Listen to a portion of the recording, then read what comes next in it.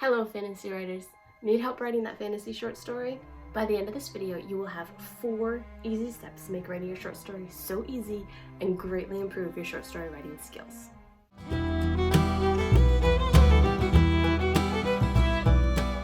I've used this exact 4-step formula to write my book, Twins of Shadows, which is 3 short stories pieced together to make one novella, and now I use it for every short story I write. So grab your pen and notepad, or your phone and a note-taking app, and let's dive in. But first, for the best fantasy writing advice, be sure to subscribe to my channel and hit the little bell so that you are notified every time I post a new video, every Tuesday. And now it begins. Here's your first note. Before you start writing your short story, there are a few things you need to figure out. First off, the massive conflict. This is the challenge your character is going to face. The point of the massive conflict is to challenge your character to make the story interesting. It also gives your story direction. I like the word massive here because it's not just a conflict or a minor plot. This is the driving plot of your story. It has to be interesting and it has to risk everything your character holds dear. If it doesn't do that, you need to pick a different massive conflict. Let me give you some easy examples. The queen is taken hostage, and the farmer boy, who never knew he was her son, is destined to save her. The queen being taken hostage, that's your massive conflict. Here's another example. A fire-breathing dragon comes to destroy the kingdom, and unwitting farmer boy is the only one who can save everyone. In the storyline, the dragon coming to destroy the kingdom is the massive conflict. The second thing you need to decide before you start writing is to decide how long your short story is going to be, and specifically, what is your word count. Short stories have such a wide word count range that they can be written in, but I recommend that you choose about 4,000 words because this will help the 4-step process be so much easier to implement. The last thing you need to do before we jump into the 4-part process is to decide who's narrating. For simplicity's sake, I recommend that you keep it down to 1 character narrating for your first short story. In that case, it won't become too confusing for your reader. Once you have 1 perspective mastered, then you could branch out to 2 characters narrating. And of course, you don't even have to do it in first person, you could write it in third. I'm just going to probably use a first person example throughout this video. And of course, you never have to branch out beyond 1 character narrating, but for those writers out there like me who just can't help themselves, you can work up to it. If you do branch out to dual narration, make sure you pay close attention to how the short story flows. And make sure it makes absolute sense from the reader's perspective. If it doesn't, go back to 1 perspective. Alright, it's time to reveal the 4 easy steps. I will simply list them here first and then break them down over the rest of the video. 1, the intro or setup. 2, the chase. 3, the return chase. And 4, the confrontation. Since you know how long you want your story to be, you're going to divide that number by 4. So if you're writing 4,000 words, each of these parts is going to be 1,000 words. Keep in mind that this is just a rough guide for your inner writer. Don't stress about the word count. Your story parts can be slightly longer or shorter, but knowing what you're shooting for when you're writing makes it so much faster and easier.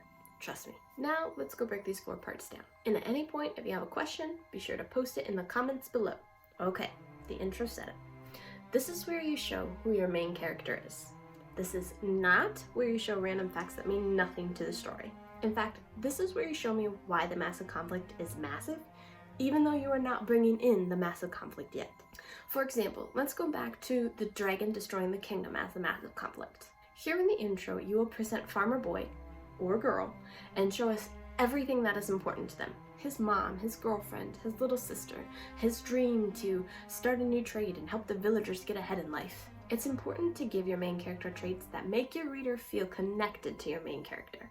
Cause the reader to feel the character's compassion and real humanness. Side note, when I say human, it doesn't necessarily mean he has to be of the human race, but he does have to have relatable qualities for the reader. So the humanness comes from the way the person acts, not necessarily the race that the character is. This doesn't mean the character has to be a good person. They can still be an assassin, but they just can't be total and absolute jackasses, or your reader will not care about them. In the intro, you will also hint towards the massive conflict. For example, back to the dragon destroying the kingdom. Our farmer boy could hear news that a dragon is attacking the kingdom, but it hasn't come to the village yet. This is because we are taking this time to establish what's important to our character, and it's not time to have the massive conflict appear yet. Bonus note. Something you need when you are writing your story is an amazing first line. The first line is your hook, and it better entice your reader immediately. Don't give me a line like the grass was green and the air was calm, unless you're going to match that with a sucker punch. The grass was green, the air was calm, laced with a deadly gas of poison, wafting with the push of the wind. So, that's the intro. Let's move on. The chase. This is where your massive conflict finally appears. So after your first 1,000 words, it shows its ugly head and is the start of this quarter. In detail, this is where the massive conflict appears and threatens everything you have just established to be important to the main character. His family, his business, his girlfriend, his dreams. Whatever you told me as the reader is important. It's not that the important thing is completely taken away. It's just that it is threatened and the main character has to run away in order to survive. For example, the dragon arrives at Farmer Boy's house, burns down his house, threatens the village, severely injures his girlfriend. He runs away with said girlfriend and tries to find a way to heal her. That now brings us to part 3, the return chase. This is where the main character now decides that his dreams, or whatever it is you told me is important to the main character, is now more important than his life. And he's going to do something about the massive conflict. Example, this is where the farmer boy decides he needs to slay the dragon, and will therefore learn the skills to hunt down the dragon. You have 1,000 words to write here, so make it interesting. The ending of this 1,000 words, or this part, will bring us to the final part of the 4-step process. The confrontation. This is where our main character is finally confronted the massive conflict, and we get our final, amazing, epic battle scene. So, with Farmer Boy example, he is fighting the dragon to take back what matters to him, and this part will end with him winning. Bonus note on the confrontation. Think of your short story as if it was a chapter within a full novel. In that case, you know you don't have time to close a full plot twist. You do, however, need to close the massive conflict, or you will not have happy readers. And you want happy readers to be a successful writer, because happy readers read more of your books. For you advanced writers out there, I have another side note.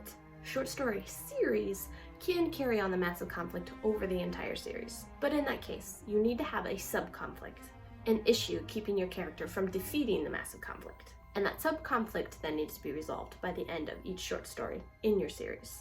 This in turn means you will have a minor massive conflict in each short story of your series. And your final story in your short story series would then close out your massive conflict. Now you know my 4 easy steps to writing a short story.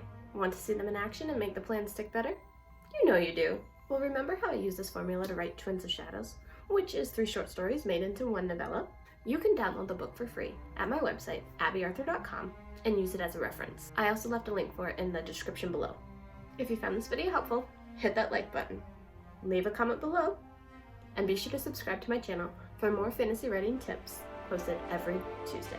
Also, share this video with your writing friends to help them improve their writing skills. Thanks for watching, and I'll see you, my fantasy writing friend, in the next video.